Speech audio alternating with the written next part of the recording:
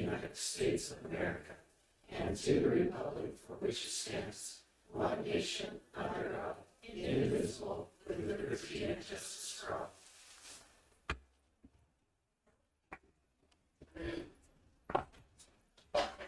We'll start off with the first item on our agenda is the approval of the minutes from the June 4th commission meeting. I'll make a motion that we approve the minutes from June 4th. And I'll second. All in favor? Aye. Aye. Motion passes. Item number 2 is open sealed bids for the Asphalt Preservation Contract. I'm assuming we received some bids. We have 5. Open it for you.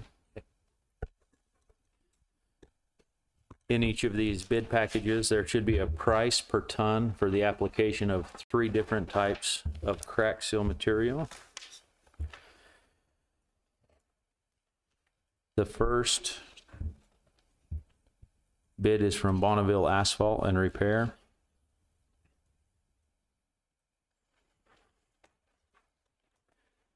Their price per ton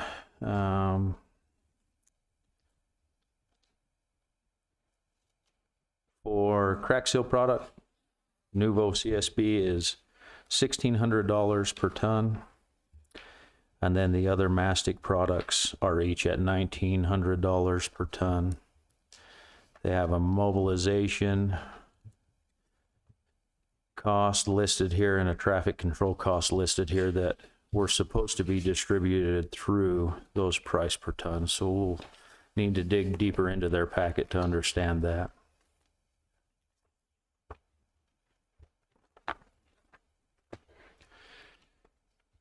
This second one is from Superior Asphalt out of Magna. Their price for Nuvo CSB, $1,578 per ton. For Gap Mastic, $1,948 per ton. And for Gap Patch, $1,458 per ton.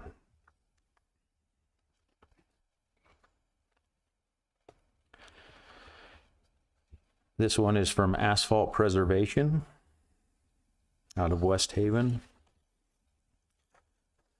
Price per ton for Nuvo CSB, $1,720 per ton.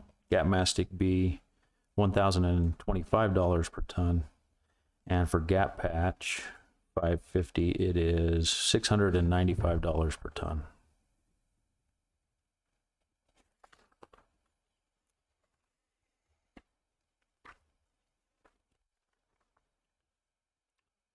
This one is from CKC Operations from Roosevelt. Their price per ton for Nuvo CSB, $3,700, and it is the same price for each of the other products, $3,700 per ton. And the final one is from Paradigm Asphalt.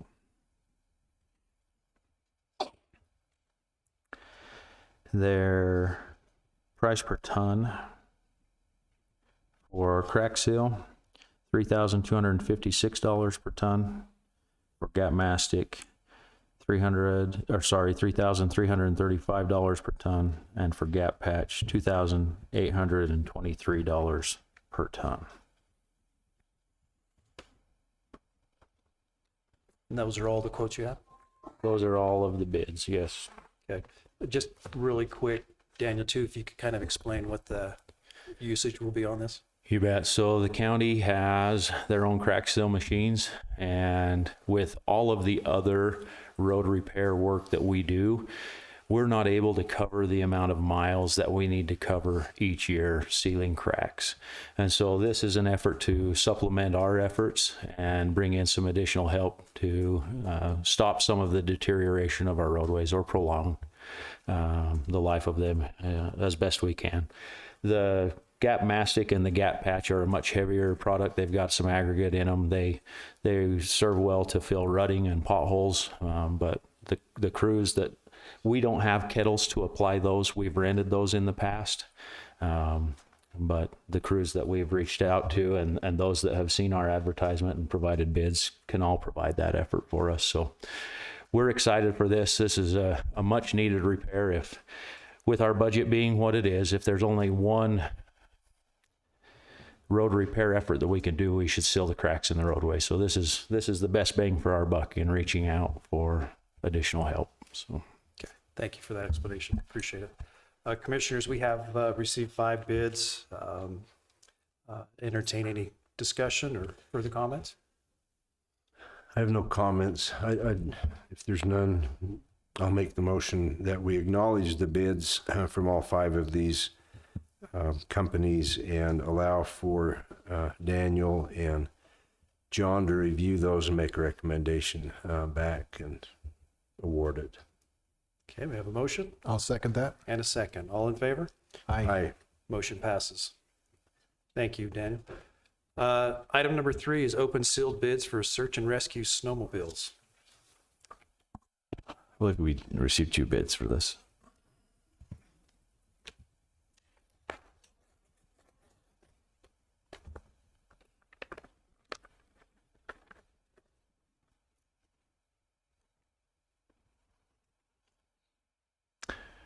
And they've submitted 2 options. This is from Young Power Sports. They have a 2025 Polaris RMK Chaos 850 165-inch track for $16,000 with a $15 or a $500 setup.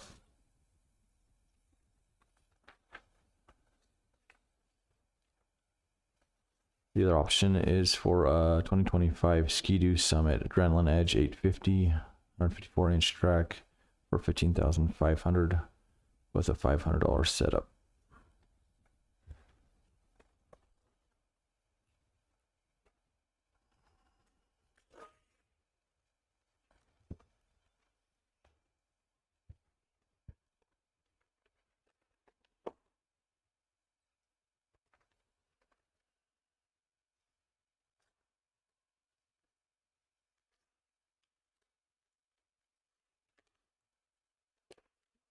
Second one is from One Nation Distribution. And theirs is for a Polaris 850 for $15,989. And just one machine quoted on theirs? No, both of these have 2 machines, so I apologize. So you can double that price for the full bid. So it's 2 machines at $15,989 each for a total of $31,978.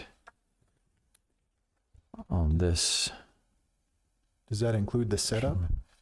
yeah, this bid from One Nation doesn't have any kind of a setup price included. Just has the price of the machine, looks like. Sheriff, would these obviously aren't going to be used anytime soon? Yeah.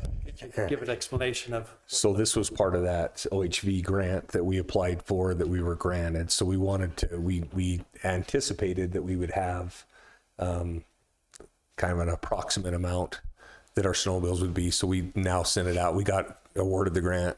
We sent it out for bid, and these are the bids we got back. We were looking for mountain machines, utility for search and rescue purposes, and that's what they bid us out. So there's a little bit of a match that goes with it. Search and Rescue has hard funds to go with the match. So Perfect. Appreciate that. Commissioners, we have 2 bids. I'll make a motion that we acknowledge the 2 bids that have been provided and to allow Sheriff Wood to help make the best decision on that. And I'll second that. All in favor? Aye. Motion passes. Item number 4 is report on the 2025 Carbon County Fair and the Black Diamond Rodeo. Barry Horsley and Kourtney Cox. You know, it still makes me nervous every time I have to get up here and talk to you guys. We're a little glad. So we have our fair and our rodeo committees here with us tonight. So hopefully they'll come up here also if they would like to.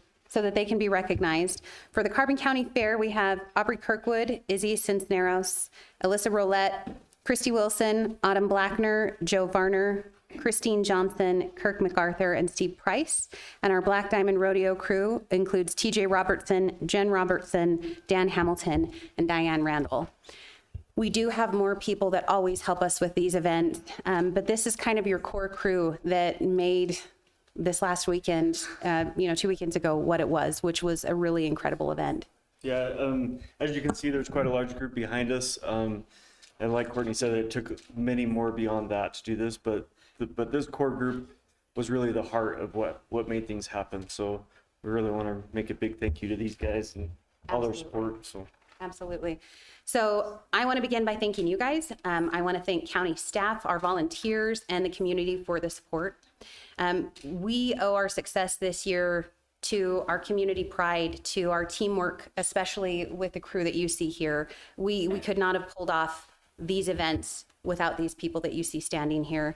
And then, it really comes down to wanting to create and wanting to continue tradition for our community. That's part of our goal here, which is why you see us doing things like bringing back Battle of the Bands, bringing back the coal shoveling competition. We had some real wins this year. We have expanded our vendor participation, as well as, our attendance by 25% on both of those things. We also had a huge social media reach with advertising. We've reached over 250,000 people with our social media advertising. So, our little dot on the map grew a lot this year with these events. Our fair was incredible this year. We saw, like I said, the increase in vendors. We saw the increase in attendance. We saw our open class exhibit that increase. What did we decide? Double what we had last year. And we owe a lot of that to Joe and her team. We saw the same thing with the car show. We saw that the car show grew almost double from what it was last year. It was beautiful the way that Autumn laid it out, all of the involvement that she had. It was phenomenal. Our animal barn was a huge success this year. I don't know if you guys were able to stop by and check it out, but it was packed.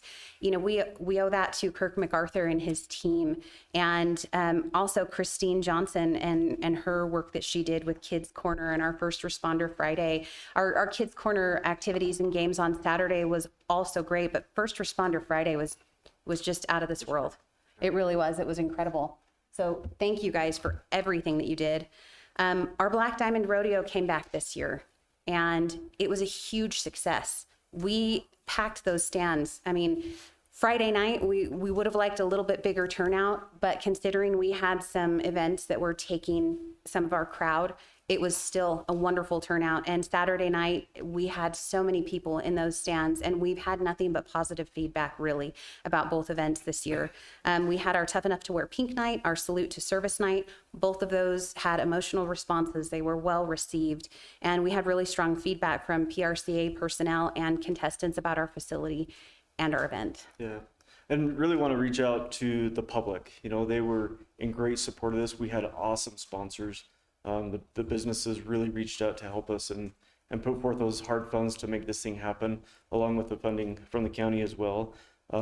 With the help of tourism on their report, we not only saw a lot of local support, but people from out of the area, Sanpete County, Emery County, the Basin, Utah County, and as far reach places out to Colorado, Arizona, New Mexico, California, and Idaho all came to Carbon County that weekend. So it was just a huge amount of support. And one of the things that kind of was a challenge was the nostalgia of not only the Carbon County Fair, but the Black Diamond Rodeo. And to try and pull off a successful weekend, I think we made it. So. Oh, absolutely. Yeah, without question. Kelly, did you want to? Just the certificates. That's all. We just want to say thank you on behalf of Carbon County. You guys are awesome. Thank you for volunteering all of your time. We truly do appreciate it. And to you too, that is from Commissioner Haddock. So just thank you to everybody, because it was amazing. And I was just a volunteer on Friday and Saturday, but I had a great time. So I'm always happy to help. I just, sign me up, make me do whatever. I'm happy to do so. So thank you guys. So I want to tell you guys, about a year and a half ago, I got a phone call, and the phone call consisted of a question of, do you know anything about the fair committee? And I'm like, fair committee? What fair committee? It was Kirk MacArthur. And he said, I really want to be involved in the fair. And I asked him, I said, Kirk, why? Why do you want to be involved in the fair? What do you want to contribute? And he really wanted to get involved in the animal barn, and he really wanted to talk about eventually bringing in a stock show. And as you guys know, every year we have awarded an MVP of our county fair. And this year we want to award that to Kirk MacArthur.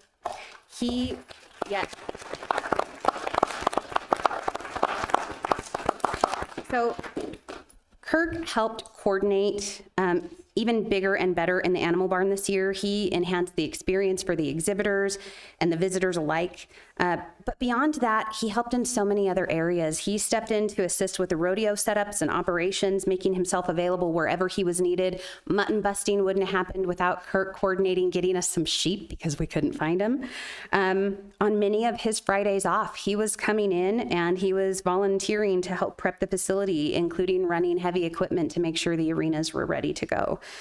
He is committed to making the county fair bigger and better every year, and we have really seen that. He's always got a positive attitude. He's always willing to help. He's really an invaluable asset to our committees. So his dedication goes far beyond just his job description here at Carbon County in the road department, and we're really proud to recognize him as this year's county fair MVP, not just for the work he did, but the heart that he put into it. So thank you so much, Kirk. And you don't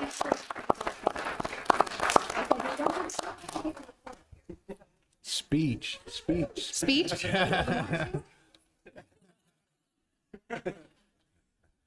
Hey, So- I just wanted to personally thank you, Kurt, and also all of you guys for putting on such a great event. I know there's a lot of work that goes behind the scenes to pull that off.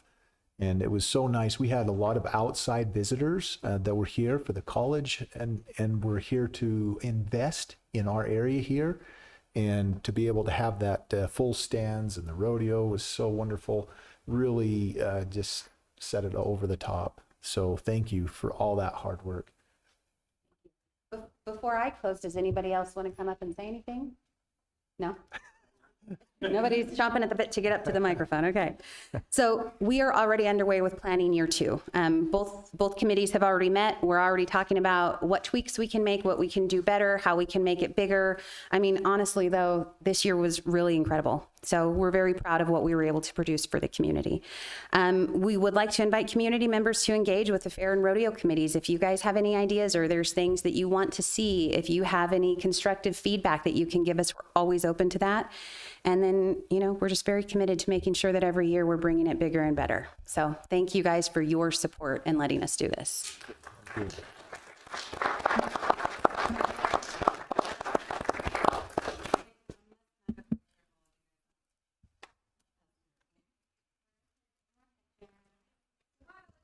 Barry, you may want to stick around. You have to miss your You want to get a photo, go ahead. We'll talk slow.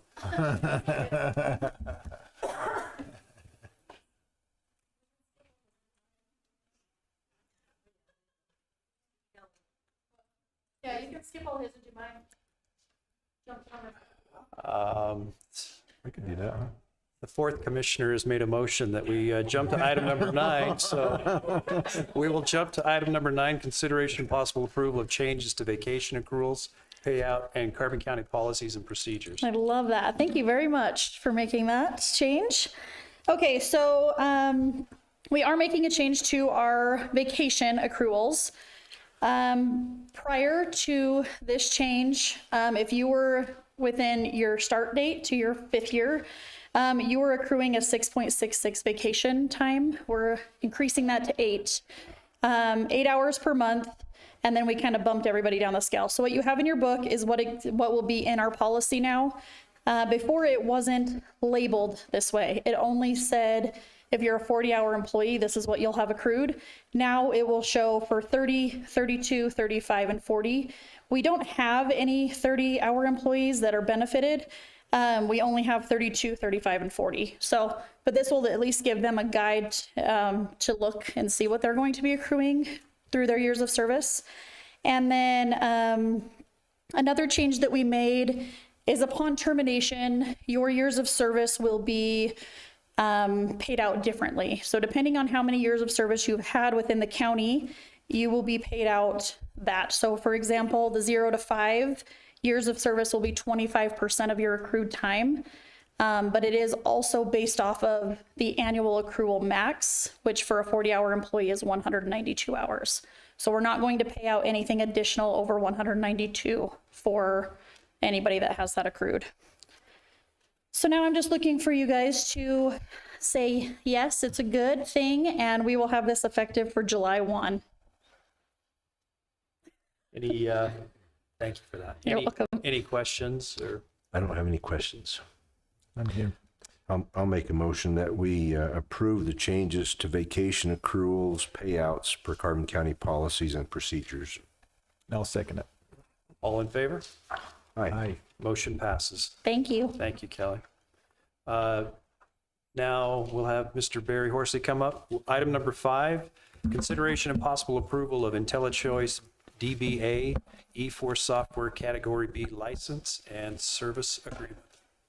Commissioners, this agreement, what's going on with that is the Sheriff's Office has changed software from eForce to another product called Motorola Flex. However, we have need to continue the eForce software to keep it in operation, but we don't need full support on it. So eForce has offered a discounted contract in order to keep the software running so that we can maintain evidentiary custodial reporting and things like that nature. So the contract is cut in half, but this will ensure that the software can keep on running so that we can maintain the data. Very nice. And was this a one-time fee and then a service fee annually afterwards? So this will be an annual contract fee. So typically the contract runs around almost 17,000. So that'll be cut down to 8,000 and change annually, but that will probably only run for a couple of years until we get the rest of the data to a point where it could be released. So, and the contract terms looks like it runs for 365 days from start. So correct. Okay. Any other questions? No questions. I'll make a motion that we approve of InterChoice DBA E4 software category B license and service agreement. I'll second that. All in favor? Aye. Aye. Motion passes. You're going to hang out for the next 3, okay? Just a little bit. All right. Item number 6 is consideration and possible approval of the Utah Criminal Justice Information Policies. So what this is, Commissioners, with our partnership with the Usage agency at the state, they have requirements for the Sheriff's Office, the Attorney's Office, the Justice Court, and probably soon to be ambulance if they participate as well. So employees have to go through background checks, maintain certain securities. Not only with that, but IT has requirements as well to maintain securities on the network, the infrastructure, the computers, the physical infrastructure, all these things.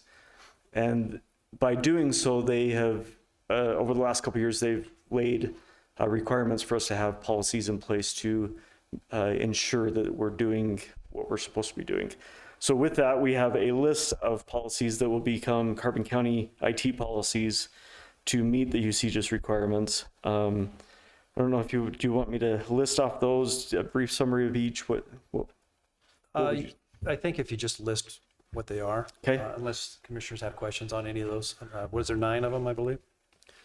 Perfect. So the first one would be the access control policy, which basically maintains the permissions of each user and their identity within the network.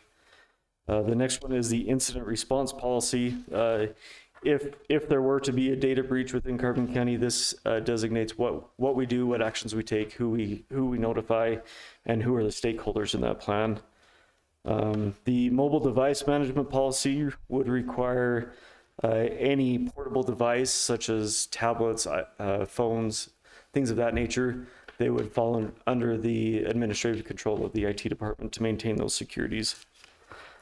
The next we have patch management policy. Under the patch management policy, it requires IT to maintain software up to date so that vulnerabilities are taken care of and those security holes are taken care of as well. The physical protection policy is where we come into the physical infrastructure of the buildings. We make sure that secure areas only have those authorized people allowed. We don't allow cross-department access to areas that aren't authorized, and those things, along with that, is steps to take in place as far as new employees and terminated employees and what process that takes. The personal identifiable information policy. This, I'll be honest with you, is the beginning due to other state laws. PII, or personal identified information, is a big thing with the state legislature at this point. So not only will this policy help us govern what kind of data is stored in which fashion and who has access to it, but state laws are also going to require us to go through every department and decide what identification information is being stored, gathered, kept, who has access for it, and how long we maintain it. So that one has a potential of growing. The remote access policy. This goes through steps and procedures on what is appropriate and who is allowed to have remote access to the county infrastructure. So for remote workers, such as the sheriff's office, when they're in their cars, they have remote access. Some department heads and those things of to be able to complete their job have remote access. The security awareness and training policy. This one designates requirements so that every employee goes through security awareness training within 30 days of hire, and they review that training annually. So that'll be a requirement for every employee as well. And I think that's it for now. So these are state programs, correct? Will UAC, the Utah Association of Counties, have any interplay on this as well? Yes, in that we did a lot of data sharing amongst counties of, we're not the only county going through this process. All the counties, cities, towns, they also have requirements of this.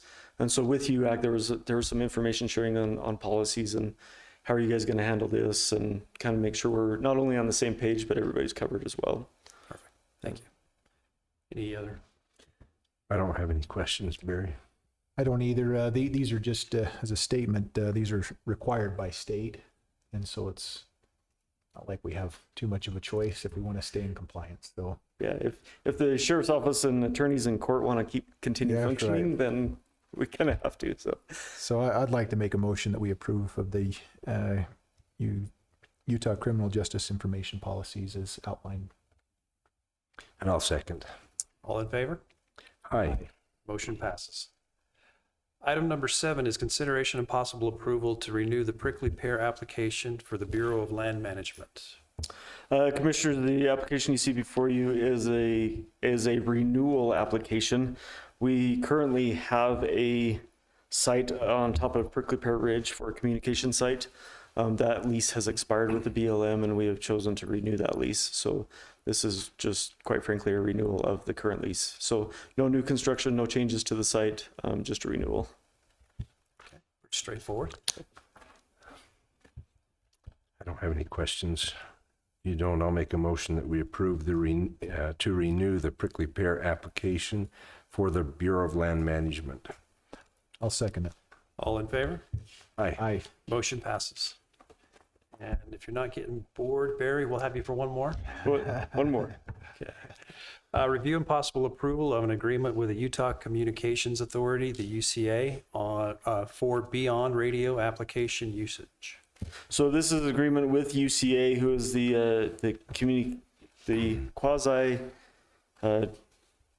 department for the communications in the state of Utah.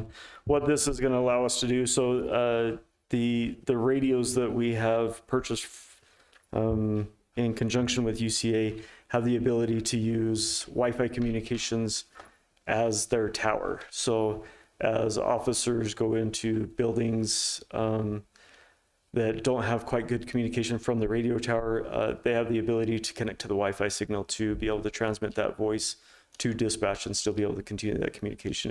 It's going to be a great fit for especially like the SRO officers at the schools, where some of the spots are a little sketchy in the school for signal. We can attach it to the Wi-Fi there and be able to use that. Also, there will be a few administrative personnel to have an app on their phone that'll allow them to connect to the radio infrastructure and talk on that as well. So this is an agreement with them to be able to connect to that network. Okay. Any questions or? None. I have none. I'll make a motion that we approve the agreement between with the Utah Communications Authority. And I'll second that. All in favor? Aye. Aye. Aye. I Motion think I'm passes. done, so thank you. We have any? We can find one more if you like. Should we have him do that? Thank you, Commissioner. We've already done item number 9, so we'll move on to item number 10, which is the County Assessor update. Good afternoon. Thanks for having me. Just a quick update from the assessor's office. Do you want me to tell me who I am? I guess. I'm Amy Schmidt-Peters, the assessor for the county. So on tax roll was completed on May 22nd. And what that means is all taxable properties were valued in the county. Commercial properties, the data cleanup has started, and property values were equalized with the help of the Utah Association of Counties. Land records for all non-commercial properties were reviewed, and property characteristics were assigned according to the defined characteristics for vacant and improved lots. Cleanup building characteristics has begun, and the addition of new residential buildings was completed for 2025. That includes all the buildings in process, and they were given a percentage of completion. Okay, so for personal property, mobile homes and business accounts, all personal properties, mobile homes, they have all been assessed, and most have paid their respective amounts. Personal property business accounts we're at the end of updating them. We're ready to send out some tax notices. Many people have already paid those. We do have a due date of 7/31 of 25, and then thereafter, then you would receive interest on 8/1, okay?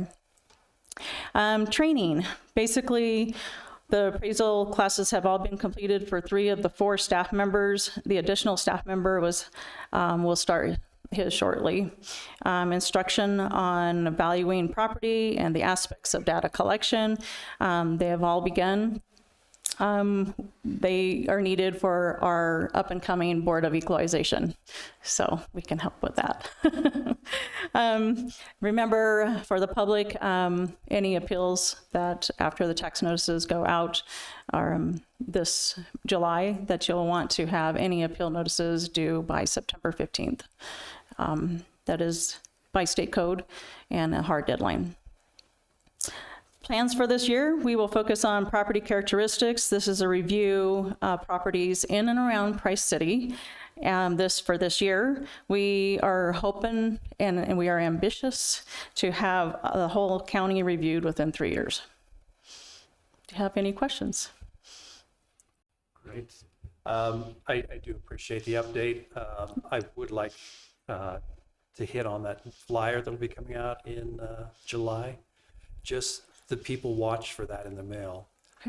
If there are some crazy numbers or acreage is wrong or something like that, we will address, and you have, like you said, till September 15th to address that. But that is a hard date, and things are going to be a little different. And if you do have a question as far as an obvious error, that will be fixed. But if you just don't like the value, that'll be a little bit tougher.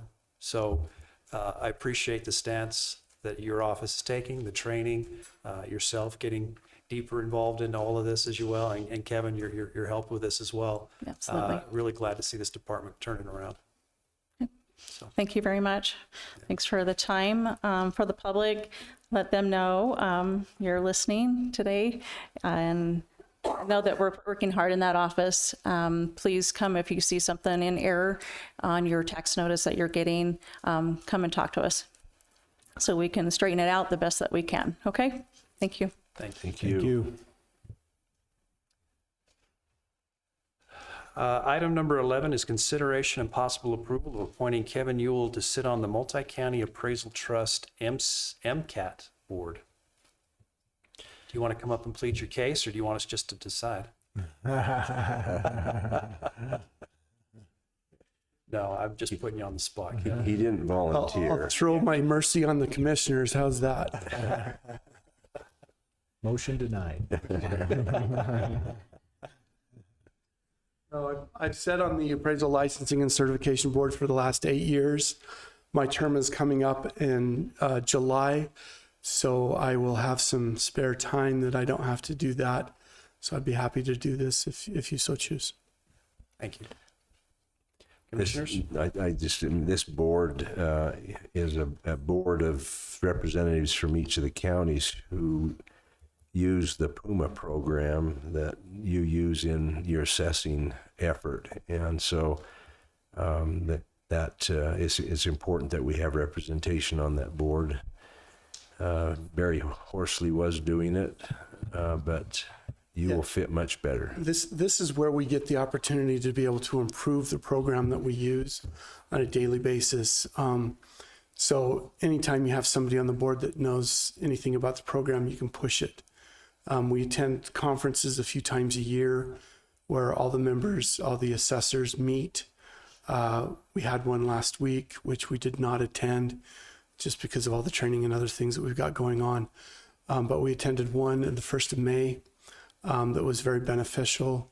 We're looking at just cleaning up some things with new growth in the state to be able to handle that more accurately, more consistently for the citizens. So it'll be fun. Thank you. Great. Thank you, Kevin. I'll make a motion that we approve appointing Kevin Ewell to sit on the Multi County Appraisal Trust Board. I'll second it. All in favor? Aye. Motion passes. Thank you, Kevin. Item number 12 is the Utah Forestry, Fire, and State Lands update for 2025. County Fire Warden Jeremy Jorgensen. Commissioners, as you know, Jeremy Jorgensen, the County Fire Warden for Forestry, Fire, and State Lands. I cover both Carbon and Emery County for wildland fire within the state. I just have a few things I just wanted to go over that's coming out this year, just to give you an idea of some things that we're looking at in division and some stuff that we're going to be working on. The first one is we have a spring fire management meeting every year where all our staff for Forestry, Fire, and State Lands go somewhere in the state for meetings for 2 or 3 days. We had Predictive Services, which is the weather program out of the Great Basin up in Salt Lake, came and gave us an outlook for the fire season for this year. And what they're anticipating or what they're forecasting is probably a normal to above normal fire season this year for wildland fire. There's a lot of grass crop in the valley still from the winter 2 years ago that's still out there and primed to burn. Higher elevations right now are still pretty wet, pretty green. I don't think we're gonna have a lot of stuff up there the next couple of months, but as the summer progresses, it's gonna start drying out, and they're anticipating some fires in the higher elevations than what we've had in the past. Also, they're predicting an early monsoon season this year to possibly come in the end of June, 1st of July. Usually it comes in about the middle to the end of July is when the monsoon really starts pushing into the area, but they're predicting that to start the end of this month or the 1st of next month. So we'll stand by and see if they're accurate or not. It is a weather service after all, so I guess your guess is as good as mine, but that's what they're forecasting. And also, Paul Bedone, I think you guys know Paul Bedone. He came back this year with me as my assistant fire warden this year, so he'll be with me on my engine this year until the end of October when fire season officially closes. So he'll be around. I think you guys have his contact information, or if you don't have it, let me know. I'll get it to you. So if you can't get a hold of me, you can get a hold of him. He's on call 24/7, just like I am through the fire season until October. We talked about fire restrictions. I think I sent out some of those fire restriction criteria to you guys in emails the last couple of weeks. We haven't had our one yet for this week, but we started looking at fire restrictions a month earlier than what we did last year, just because it's so dry and everything going on out there. So it'll be evaluated. And I was just talking to Rudy, my supervisor, before I came up here, and he said the one that's coming up, it looks like we're getting closer to possibly going into fire restrictions in the next couple of weeks or so. So hold on for further information on that. And if we do go into fire restrictions, we'll have you guys in the conversation like we've had in the past, and it usually will affect all of southeastern Utah, Carbon, Emery, Grand, and San Juan, all state, unincorporated, private lands, and public lands with the Forest Service. BLM is who usually goes into those fire restrictions. So we'll let you know. Another one is the forestry, fire, and state lands. For the state, we have 3 helicopters. You guys have probably seen some flying around in the last couple of years. We had a couple fires the last couple of years where we've used the big yellow ones that's been out at the airport flying around. So we have 2 of those again this year on an exclusive use contract to the state. And we also added 1 more last year. That's a smaller ship about the size of a life flight helicopter that can do a lot less, but it's still effective. And it comes with a crew of firefighters that if we need them for an initial attack somewhere in the county, we can have them come down and deploy them on the fire if we're having access issues or whatever we need to get them here. And with that contract the state has with those helicopters, it's really cut down on the amount of acres that have been burned on Utah landscape over the last 3 or 4 years, being able to have those exclusive use just to the state to be able to have that tool in our toolbox. So you'll probably see them flying around if things start picking up around here in Carbon and Emery County. Just for some information for you guys, all the fire departments in Carbon County, we have a total of 53 red carded firefighters, and that's firefighters who have gone through the 130, 190, which is the wildland certification course to be able to fight wildland fire. So there's around 53 within all the departments that are certified at that level to be able to go in and assist on wildland fires. For state and federal fire suppression resources for Carbon County, you have the 1 state engine that myself and Paul will be staffing again this year, and we have 1 Forest Service engine that's staffed and 2 BLM engines that are fully staffed. So you have a total of 4 state and federal engines for wildfire response within the county. And another bit of information for you, Helper Fire Department has just received a Type 4 engine, which is a bigger engine of about 750 gallons of water that's specifically designed for wildland fighting from the Forest Service. It's coming out of the Bridger-Teton National Forest through our program we have with the Forest Service that's called FEPP, and it means Federal Excess Personal Property. So what that means is these fire departments can put in for that engine. The Forest Service gives it to them to use as a fire suppression piece of equipment in their department. Forest Service retains the title, but all the maintenance costs and everything that's associated with the use of that truck passes on to the fire department, but the engine won't cost them anything. And they're in good working order. The one we was able to get them was the best out of 3 that came available about a month ago. So they're going to be taking possession of that, I believe Friday of this week is what the fire department told me. So that'll give us another wildland engine that we can use out of Helper.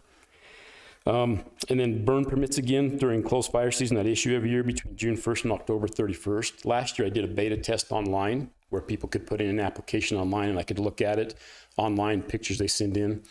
If the application looked good, I could approve the burn permit. If I had questions, I could drive out to the site and take a look. So that was beta testing yet last year in Carbon Emery, and the state decided to move that forward. So it's a statewide thing now. So every county will be doing this for burn permits between June and October of every year for fires. We had of the 90, so we've had a bunch of fires already this year. My first fire started clear back in January 23rd. I had a 3.5 acre fire up the canyon that started by the railroad. So that's the biggest one I've had in Carbon County so far this year. But out of those fires I've had, 90% of those fires have been caused by human caused fires, and 60% of those fires have been on private land. So our human caused fires are starting to tick up a little bit. So I'd imagine you're probably going to see our Fire Sense program you've seen the last couple of years for the prevention for wildland fires start showing up again and be more aggressive on that with the human caused fires statewide, just not in Carbon County, but statewide, our human caused fires have gone up. And over the past 7 years, Utah Forestry, Fire, and State Lands has paid over $81 million on behalf of CWS participating entities, which Carbon County is a part of, for your participation commitments. You're probably not familiar with it, Commissioner Haddock, because it's something that'll be new to you when we come visit with you, but the other 2 commissioners are aware of what the PC program is. But the state has paid $81 million over the last 7 years. And because of that, it's prompted, I don't know if you guys are familiar with House Bill 48 that came out and was passed this year in the legislature, talking about the wildland urban interface area. So Part of that is because of the money that the state has been paying out for fires and what it's going to do when it goes into effect starting probably next year. We're trying to get it all put together in our division, how it's going to work. But that's going to affect the county where you're going to have to start enforcing by state law the WUI code within the county. So there'll be more information forthcoming on that, where we'll come in and have a visit with you in one of your work meetings and let you know exactly how that will affect the county when the division figures that out. And as of yesterday, June 17th at 2:38 p.m., we went into red flag warnings with weather warnings because of high winds and low relative humidities, and we're in red flag warnings until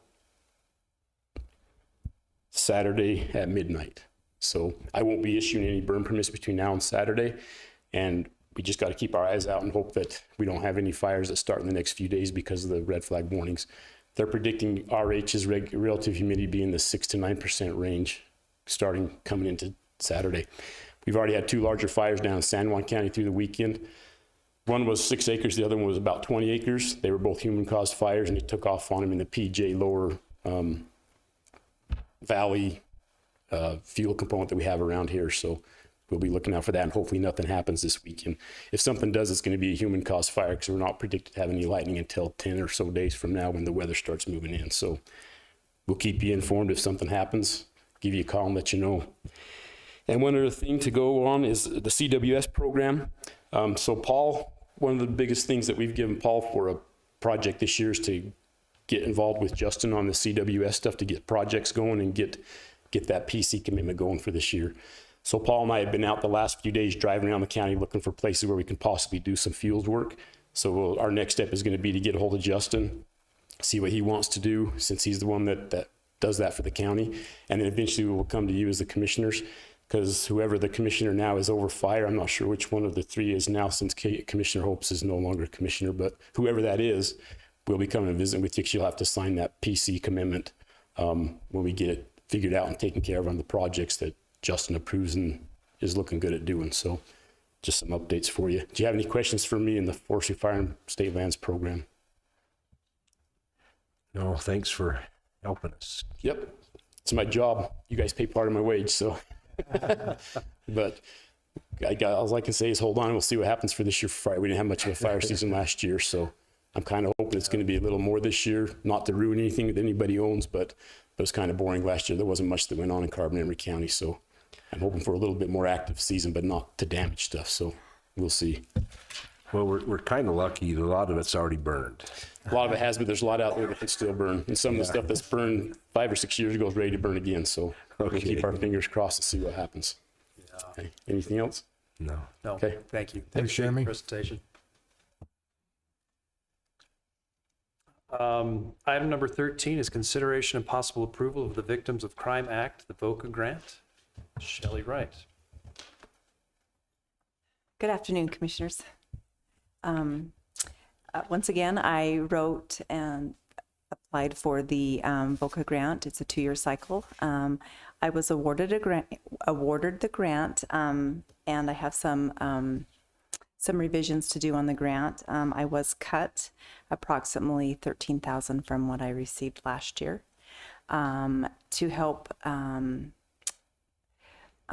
supplement the funding that we were cut. I do have some one-time funding that was issued by the Children's Justice Center state grant that I have, and that will carry me through for up until the first quarter of this coming grant, and then the grant will be able to fund the rest throughout the first year and the rest of the funding throughout year 2 of the cycle.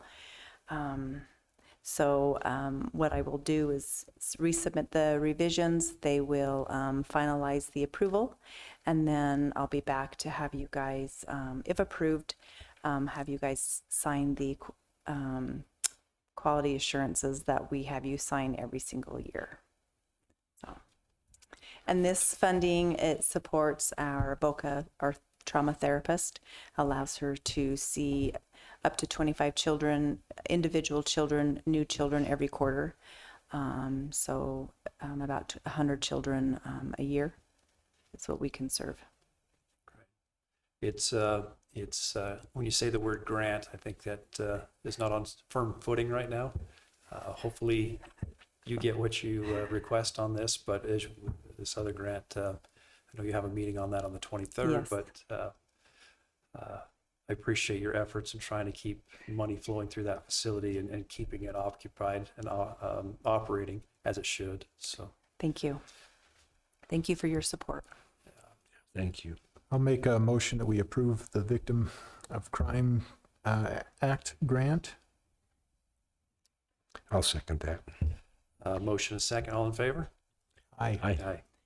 The awarded amount, I forgot to tell you, that, is $111,264.31.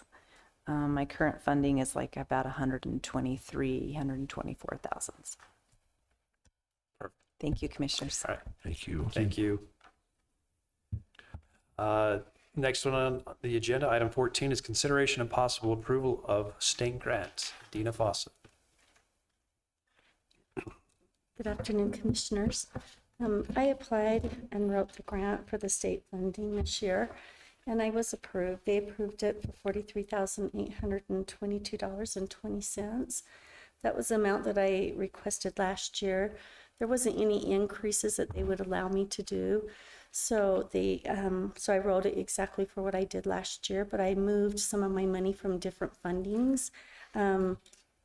The year 2000 or July 1st, 2025 to June 30th, 2026, I increased my supplies to offset the VS tracking system so that that could be paid for in full instead of having the county pay for that. So I also increased my travel because of the mileage rates, but I decreased our other funding to be able to keep it the same amount. And then for the next year of July 1st, 2026 to June 30th, 2027, I also kept it the same amount. We weren't able to increase that year. We had to be the same. And I decreased our training and travel. I took out the Salt Lake Salt Lake training because I can do that online. And I also increased our supplies because our VS tracking goes up every year to offset that. So, and they come back, they approved it. The only revision that I need to do is have a different travel policy because of the increased rate. So I'll get with Kelly to help me with that. And then it's approved, and if you guys approve it. So I'm We're a just tough asking. crowd. I don't know. So What's that? we're a tough crowd, so I don't know. I do appreciate you too, again, with these grants, they're just kind of hard to balance out sometimes, but the juggling and real allocating some of the funds, I appreciate your efforts there. So thank you for that. Thanks. Commissioners? Thanks. No questions. I'll make the motion that we approve the cooperative agreement. No, it's the approval of the state grant for Dina. I'll second that. All in favor? Aye. Aye. Motion passes. Thank you, Commissioners. Thank you. Appreciate it. Thanks for all you do, Dina. Thank you. Item number 15 is consideration and possible approval of a cooperative agreement between Carbon County and Utah State University Eastern for heavy equipment and trucking student projects. You to handle that a little bit. Well, you got Zach and both of them are here. He pointed at me and I'm coming up. If you would, just for the record, just state. Larry your name. Johansson, Thank you. Utah State University Eastern. Thank you. So tell us what you'd like to do here. So what we have is an agreement the Utah State University Eastern has a heavy equipment and trucking program where we train people to operate heavy equipment, dozers, backhoes, graders, loaders, and trucks we have dump trailer and dump trucks. So we're finding an agreement with the county where we can use properties that the county has to, you need dirt to move dirt. So it's help you make small improvements to your facilities and partner with the university to train people for jobs. And we're a job ready programs. With our programs, most people that come out of our program have a job when they get out. So it's really unique and rewarding for this program is we train people for jobs that they can get and either use that job to further their education or use that as their career. So what we're asking is be able to use the fairgrounds, around the dump, other properties that the county has, to be able to dig trenches and fill trenches back in and grade dirt out and level out hills and just general dirt work. No, I think this is a great opportunity for both, for your students to kind of learn and have a different area to practice in, do some work that the county's been trying to get to but hasn't been able to. So I think you've already done a couple things out there for us, and appreciate those efforts. So Yeah, I think it's a great partnership. Yeah. The university can use their own machinery, and so it's a bonus to the county, the things that you're able to do. So the coordination between Barry Horsley, who's maintenance supervisor, as well as Daniel Luke, Okay. the road supervisor, they'll keep finding projects for you. Okay. Thank you. one thing I would add, though, is hopefully he would be capable. I have no doubt there, but I don't know that it would be good to have a doctor operating any of this equipment. So if we could keep certain doctors away from the equipment, I think we'd be okay. Any other questions or comments? I'll make a motion that we approve the cooperative agreement between Carbon County and Utah State University Eastern for heavy equipment and truckings. I'll second that. A motion and a second. All in favor? Aye. Motion passes. Thank Thank you, Larry. Thanks, Larry. Item 16 is consideration and possible approval to apply for the Emergency Management Performance Grant and the State Homeland Security Program Grant. Mr. Justin Needles. Justin Needles, Carbon County Emergency Manager. So I apologize, I don't have any documentation for you. This funding comes from FEMA, and they're a little bit in disarray, I suppose. Our contacts at the state have said they still anticipate the same due date, which is the end of this month, although we have not seen any notice of funding opportunities. All the rumors are they're going to keep the funding the same. So the Emergency Management Performance Grant is a 50-50 grant. Last year we got $45,000 and we matched it with $45,000. That matches my salary. And so just looking for approval to apply for that if we happen to see the notice of funding opportunity in the next 2 weeks. And then the next one, the State Homeland Security Grant, that is a 100% grant. Last year we got just over $120,000. This year we're anticipating about $132,000 if everything stays the same. Like I said, that's a 100% grant, no match at this time. That supports the hazmat team, our CERT team, a lot of the maintenance that happens on the command post, some of those things that I do at emergency management. Okay.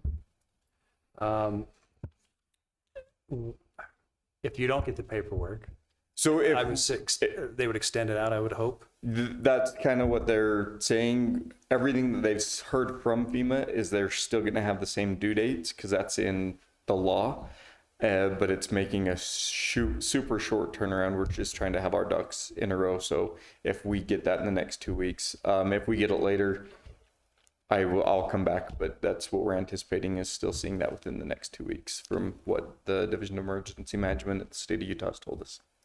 Great, thanks. Commissioners?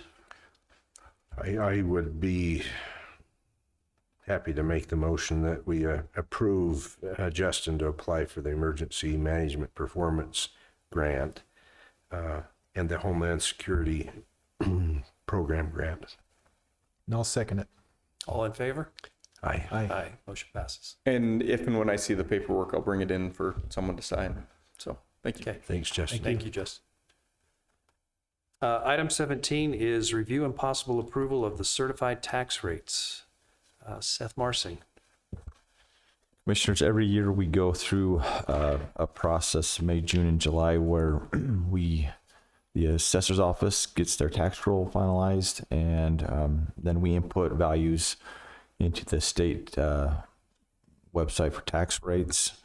They actually calculate them for us based on the budget for each entity and the total taxable value for each entity. So then they'll give us rates so that we can make every budget work for each entity. And before that process is finalized, we need to bring them before a public meeting. I'll go through a couple of the county has, there's 5 different rates that we have kind of control and say over. Mine, I say 5, but there's one of them is the multi-county, so it's a state rate, it's multi-county assessing and collecting, and they actually have control over that, but they require us to review it and okay it. The other 4 are, first, our general operations for our general fund. The total revenue budgeted for that is $5,421,377 with a rate of 0.002437. The second one is a health levy. It's most of that goes to the health department, but we bring that into our general fund. It's $264,729, and the rate is 0.000119. The third one is just our county assessing and collecting levy.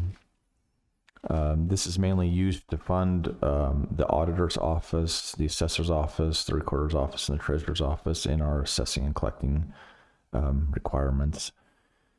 The budget for this levy is $941,955. The rate is 0.000407. And then the last one is our municipal services levy. This is the funds that go into our Fund 20, our municipal services, to fund the departments in there, like the road shop and the sheriff's department and our building department. The budget revenue for this levy is $2,568,025, and the levy, or the tax rate, is 0.002056. So just as so a little more information on this, our total taxable value for the county stayed nearly the same as it was last year. There was a couple areas where we had small increases, and there's some adjustments that they do to our tax rates based on our previous year's Board of Equalization. And because it was quite large last year, the rates this year are just a little bit higher than they were last year. Forgive me, I said that wrong. Our rates have gone up a little bit because our values have gone down a little bit. So that's what I meant to say. I don't have any other information. Maybe just some FYI. Last year we took lower than the certified rate, which is really rare for any entity throughout the state to do that, because we lose part of our revenue for the year and then any year going forward. We gave up $70,000 in our general fund and $40,000 of tax revenue in our municipal services fund. So this year we received a little bit of new growth. We received, I believe, $50,000 in our general fund and about $25,000 in our municipal services fund. So even with the new growth that we received, we still are less than what our budget revenue could have been last year had we approved our certified rates. Hopefully that was not too much in the weeds, but just some information there. Again, the way the tax rate system is set up, each entity is supposed to be made whole year over year, meaning that they can count on the same budgeted revenue that they received for the previous year. The only way that increases is if the entity goes through truth and taxation and goes through the process to increase their budget, increase the taxes. We have not done that this year and have no plans to do that in future years as it stands. The other way that a budget for an entity would increase is if there were new growth in the area, meaning new buildings built, or if there was subdivisions created. And so again, there was a little bit of that this year in our area. We've had some new growth, and that's where small amount of increase to our budget has come from, but outside of that, our budget is the same year over year for our tax revenue. So if you had any questions or if there's anything I wasn't very clear on, which I'm sure there was something, I'm happy to answer any questions. No, I appreciate that. I think bottom line, you were saying that the commission is not raising taxes or have no plans to raise taxes. So, that's probably good news for most folks, right?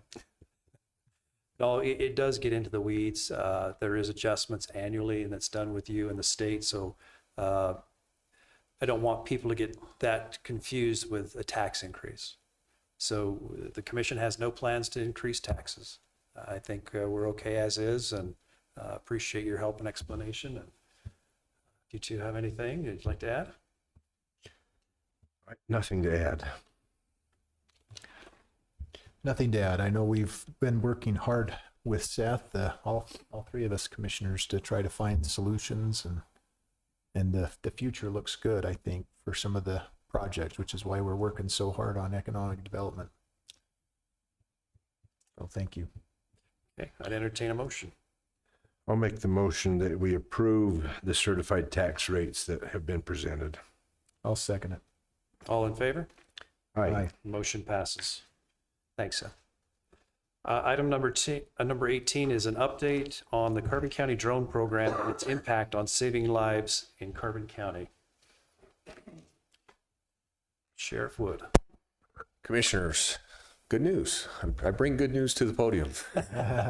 So I wanted to give you guys an update about our drone program. As you know, we started a drone program. It's actually been over a year ago now that we started the process for a drone program. So the first thing we did is identify what we thought would be the needs for our drones, how many potential pilots we would have for drones, and then how would we get them trained. So we partnered with the University USU Eastern, and got with their drone program, had them put on a 3-day training for our office, and we invited anyone that was interested to attend. We had several deputies to attend, and the purpose of this training was to give them a basic knowledge of drones, get an opportunity to fly some drones, and then figure out the legality of flying drones and prepare them for their 107 certification test. 107 certification is required for government use of drones, and it basically lets us use them in areas that a recreational dronist may not be able to use them in. So, and it's a hard test to take. So we did that. We got them trained. We got them certified. I have currently 4 certified 107 pilots. And so once that was all done, we started finding ways to fund the drones. And we actually looked at grants. We looked at hard funds through our budget. We found a way through our alcohol funding that we get. We get alcohol funding for alcohol enforcement, and we were able to purchase 4 drones with that. Our drones arrived on March 11th, so we've had them since March 11th. With the 4 107 pilots, we got 4 drones, but we have 3 that are large drones for outdoor. They're Autel 640T with thermal camera drones. They're larger. They're the size of a typical drone. And then we have one DJI Avata 2 that's the coolest little drone you've ever seen. It's about that big. It's for clearing buildings inside. So it's an inside drone, but it's pretty fast. It's very maneuverable. Pretty cool. So each of our pilots has a drone they carry with them. Well, that's not correct. 3 of our pilots have drones they carry with them on their routine patrol. The little building clearing one we use mainly for SWAT. Since March 11th, we have had 10 incidents that we've deployed our drones. Now, mind you, they've been deployed much more than that for training and for other purposes, but these are actual incidents, and they vary from missing hikers in 9 Mile to missing cattle near East Carbon. The local cattle ranchers had an incident where they thought they were all missing cattle, and we're still investigating that, but we did use drones to try to find some. We have had a train accident, a missing female from out of the state that was believed to be in our area on a UTV, and there was a ping thing from a phone. We spent 15 hours flying for that one and was unable to find that one. We've searched for fugitives, armed subjects, been involved in high-speed chases, and just this week, our drones were involved in capturing an escapee out of an East Carbon police vehicle And that was excellent work by the drone crew to locate that person and safely take him into custody. The one situation I want to talk about is there was an armed subject near Kenilworth. That was the Friday of the fair. Kind of a big deal. Price City had a incident where they had this person, they were looking for him, that had happened on Thursday. He was wanted for aggravated kidnapping and assault. So we had been looking for him with our drones, and one of our deputies with his drone was able to deploy it, find him in a remote area near the mountains by Kenilworth, nowhere near a town. So we were happy that he was miles away from everything. It was good that way. We were able to find him, locate him, and surveil him until we could come up with a cohesive plan to safely take him into custody. The drones were in the air for nearly 3 hours of constant surveillance, which was awesome. We were literally more than a mile away and able to watch him. We could see him with a spotting scope, and we were able to get our spotters in on him and could hear his phone conversations with our spotters, not the drones. The drones were at an elevation high enough he couldn't hear them. But one thing that we were being told on that incident was that this person was not going to be taken alive, and he was not going to spare law enforcement's life in the process. He was heavily armed with a rifle and an excessive amount of ammunition. And so the drones gave us the opportunity to safely surveil from a distance, contain him in an area where we could safely know he couldn't get into a town and cause mayhem, and then come up with a plan. And the plan was, we called we phoned a friend, is what we did. We called our friends in Utah County that have a Bearcat. A Bearcat, for those that don't know, is a $500,000 armored vehicle. They sent their Bearcat down. Well, they sent 2 of them down along with some SWAT support for us. Our SWAT members got in with him, and we were able to safely take that individual into custody. He didn't hurt himself, and he didn't hurt anybody else. I attribute a lot of that to the ability to surveil with the drones. It was amazing. But oftentimes we hear things from the public and from the media and things. If you watch nationally the way de-escalation training has gone, drones have become a very big part of this process. Just recently, there was an incident where there was a fugitive taken back on the East Coast, similar scenario.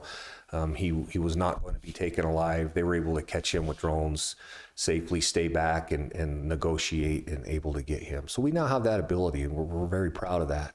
We have other deputies that have gone through the training but haven't taken the test yet, and the future of the drone program is bright. I would like to have drones that work our jail, and that was actually where I wanted the first drone to be. I just don't have a pilot in there yet. As soon as we get a pilot there, I want to invest in another drone for daily patrol of our perimeter and able to check there and the courthouse. I think we could do all that from the jail and just give us one more set of eyes on things just for the safety of our staff and our buildings. So drone program is pretty awesome. Do you guys have any questions about anything, any clarity that I can give you or anything like that? I think it's been very clear. It's sad that some folks frowned on the idea you might have drones to go play with. Yeah. In reality, this is very well thought out and very needed, and it's proven to be very helpful in saving lives. So we keep track of in our database of our drone path. We have a way to know when we're training with our drones and when they're actually on a mission. They are strictly for government use, strictly for sheriff's office use. We don't use them to go play with or anything like that, but I do know the public thinks that. Public thinks a lot of things at times, and if they only knew even a little bit of information about what we were dealing with, they might have a different opinion. So Yeah, I think social media was alive and well that Friday, so they had a lot of private investigators, I guess you'd say, that knew everything that was going on. We did. They thought they knew everything that was going on, and we had some misinformation through the media of a situation that didn't occur. That made it a little more challenging as well. So. Well, I thank you, Sheriff Wood, for embracing technology in fighting crime. I think that's essential, that we cannot fight it the way they used to a couple of generations ago. You've got to adapt. I'm grateful that you'd use this drone program to help And again, the evidence is that he was prepared to hurt himself and others. Very And much. That would have been catastrophic for our area and for the safety of our people. So thank you for all you did. So one thing I'd like to say, just to kind of feed on that, just a message from the sheriff for those that are listening and paying attention today. When we're working on a critical incident like that or a high risk situation, everyone has technology. You know, our bandits that we might be going after have technology. When we start posting on social media and throwing up videos and asking questions on our local chat sites, don't think that the bad guys aren't monitoring that, because they are. So if we have an armored vehicle that comes into town, when we blow it up and say, oh my gosh, there's an armored vehicle in town, you've just let our bad guy know that we lost our element of surprise. So we will be very diligent about letting the public know as soon as it's safe for us to let them know about things like that. And an active shooter, the definition of an active shooter is one that is actively engaging with a firearm with the intent to harm civilians within the public. So that means they're actually firing rounds in the public.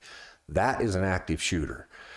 You would know that from law enforcement long before you would know that from the media. So before we use that term loosely in today's world, that is what that is. We haven't had one of those, thank goodness, and hope we never do in our county.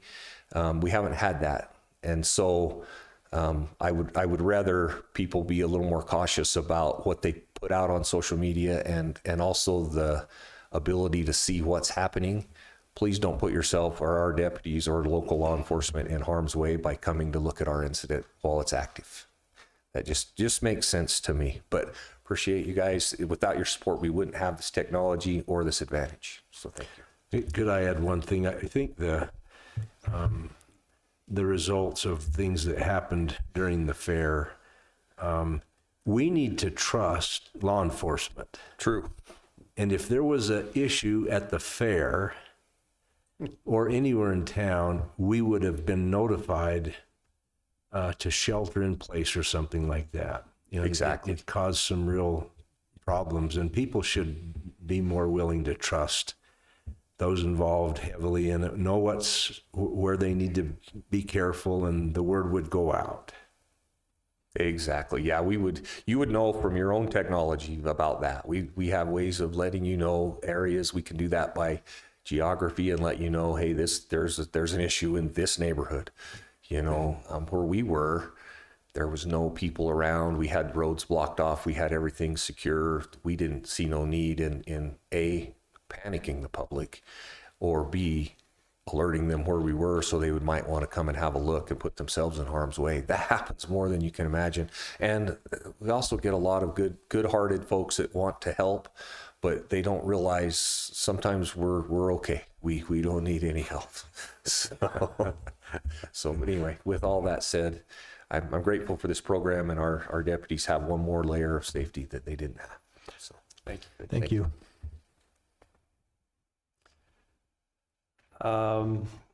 This is the best part of the meeting. Item number 19, consideration and possible approval of Larry Jensen as the Carbon County Commissioner Chair beginning July 1st. Well, I'm not voting. I know. Go ahead and make a motion. I'll make a motion that we approve Larry Jensen as county chair. And I'll step down in second. All in favor? Aye. Aye. Motion passes. Okay. We'll be in good hands. This is the coveted position, you can tell. Oh, don't you get a pay increase? You should probably tell the public about that. Yeah, lifetime benefits too. Motion to adjourn. We are adjourned. Thank you.